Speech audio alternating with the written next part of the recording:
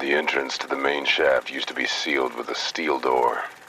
We know because we found it wadded up on the ground like a piece of paper when we got there. Not a good sign. Digging and scraping noises echo up at us from the tunnels below, mixed with distorted grunts and howls of the Cupbearer's creatures. Whatever's down there is busy. Try not to think about being trapped underground with those things as we head down into the darkness. It's us or them, and it sure as hell isn't gonna be us. Hey everyone, welcome back to my playthrough of Fireteam 0. This is going to be mission 3 of Operation 1. This is called Mine Assault. If you've watched the intro, you know we've already picked our focus cards and we've shuffled in now our advanced cards, which we got 2 sets in this scenario because it is the basically the boss scenario. And you know that we're heading into the mine and we're going to try and disrupt the spell or some sort of ritual that the Cupbearer is going to do, and we have to destroy 3 altars to do that. And the 3 altars are somewhere hidden in this deck, and of course we have 12 areas to search. Oh, sorry, hit the camera there. So I think looking at the board, most of the monsters, as we saw before, seem to be on this side, and I think the best thing to do is we're going to try and head over this side, do what we can here, even though that means we have to come back because there is no pathway between this side and this side. But I'm concerned if we just head over here. 2 reasons. 1, we've got many creatures on this side, and 2, if we get to here and we find we haven't found and destroyed the altars, then we've got to head all the way back and get these ones. So I think the first thing, hardly any monsters there. We can just scoot straight across there and start doing these. So without further ado, let's crack on. So I think the first thing we'll do, I'll just put the tripod down there so you can see what's happening. And I think the first thing we'll do is Maxine is going to go first, and her first move will be, she's in the same position, she's in the same location as Patrick, so she can flip this one, this spawn token or search token, whatever you want to call it, she can flip it over for free. So she'll flip that over for free, and we'll look at the card. Change of plans. They say no plan survives contact with the enemy. That's not always a bad thing. Discard any number of cards, then draw the same number of new cards. Okay, we'll discard that there, and we'll just take a quick look because you haven't seen the cards that Maxine has got. And to be honest, there are no cards there I really want to discard. She's got some good brawl cards, she's got some excellent bullet cards, and we've also got a tactics card. All of the heroes may immediately perform an action starting with the player to your left, and it's got an awesome bullet card, or 6 dice bullet card, double alt at the top. So we're definitely not going to get rid of any of those cards. So Maxine hasn't moved, that was a free action. So what she can do is basically she'll move to this one here, first move into cover. And because she's still within range 1 of Patrick, we'll flip this one over also. Let's see what we've got. Close call. You turn over a piece of debris and your blood freezes in your veins as the grenade underneath it is revealed. It isn't until you realise that the handle is rusted in place that your heart starts beating again. You never know when fate is going to smile on you, but it looks like this is one of those times. Flip the lucky coin face up.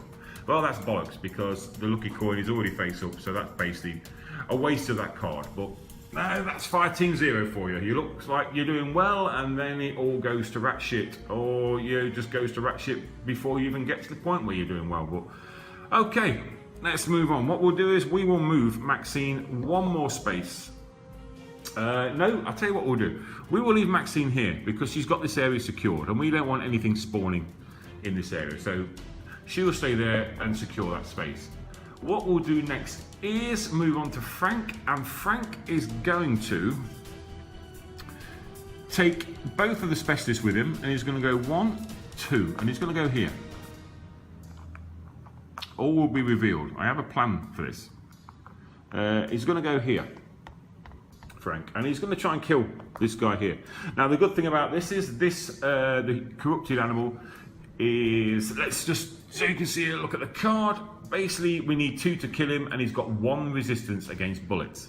Now, one of Frank's where is it? His focus card is, where are we? Here. He's got a focus card of breath control. No, that's not the right one. Sorry, no, apologies. It is Deadeye. Deadeye is when you perform a bullet attack, reduce the target's bullet resistance by 1. So essentially what that means is we only need 2 to kill him. And because of the cards we have for Frank, we have a card here that basically gives us 3 2 hits anyway. So basically there's no way we can miss. So there's no point even rolling the dice because we only need 2 hits, and there's the 2 hits there, +2. So there's no point even rolling the dice, so I won't waste time doing that. We'll just basically discard this card, we'll discard it, and this one is dead. Okay, we'll put him to the side. That's Frank's turn over. We'll leave him there, we will put him here, so he's sort of on like Overwatch. Anything coming this way, we can take care of with one of his other focus abilities. So that leaves Shadroe. Now Shadroe has, it's called Double Time as one of his focus cards. Here it is. As an action, you may increase your speed by 2 for that turn. If you do so, you may not take specialists with you when you move. That's no problem for us because Shadroe is going to move 1, 2 into difficult terrain, which counts as 2 spaces. So basically 1, 2, 3, 4. We normally get 2 moves, 1, 2. 3, 4 for the additional moves, we're into there. And because Patrick is here, it means we can do a search action for free. And that's exactly what we're going to do. We're going to flip this one over. And we're going to take the next recon card. Is it an altar? Is it an altar? It's not an altar. Insidious Whisper. You can't recall when you started hearing the whisper, but now there's nothing else in your head. You begin shouting to drown out the horrible words, but no matter how loudly you scream, you can still hear them. Discard 1 card at random. That's a bit of a bummer, but it could have happened at a worse time, to be honest, so this is not too bad for us. So what we'll do is, so you can see what's happening here, is I'll take these 5 cards of Shadroes. Let's move the camera back a little bit so you can see I'm not cheating. We'll do a little bit of a shuffle. Shuffle, shuffle, shuffle. Pick the first card, and luckily it's not the tactical response. So we will discard that card there, and we'll put these ones back onto the rack. We'll put that one there, we'll put the tactical response at the top so we know we've got it, and the other 2 there. That is basically it for Shadroe's turn, which basically means it's the end of the hero turn. So let's leave it at that, and we'll move on to the monster phase. Okay, the monster phase, as we know, the first thing we do is we move the threat track 1 space on, which takes us to number 2. Then we will move the minions. So we'll start with the minion over in this corner here at spawn point 6. So we'll move him 1, 2. Let's go to the dice tray and see exactly what happens during his activation. So we roll the die, and it's a special ability. Actually, no, what we'll do is, because he's moved into the space adjacent to Frank, before he even gets to do his special ability, Frank will take a pot shot at him. And we've actually still got another card, which we'll use now.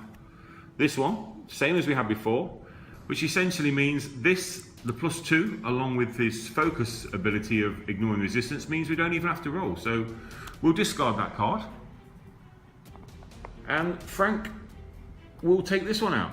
As easy as that. So we didn't even need to roll for the activation die. So we'll move back to the dice tray, and we will move this one here. We'll show this on the static cam, and he's going to move 1, 2.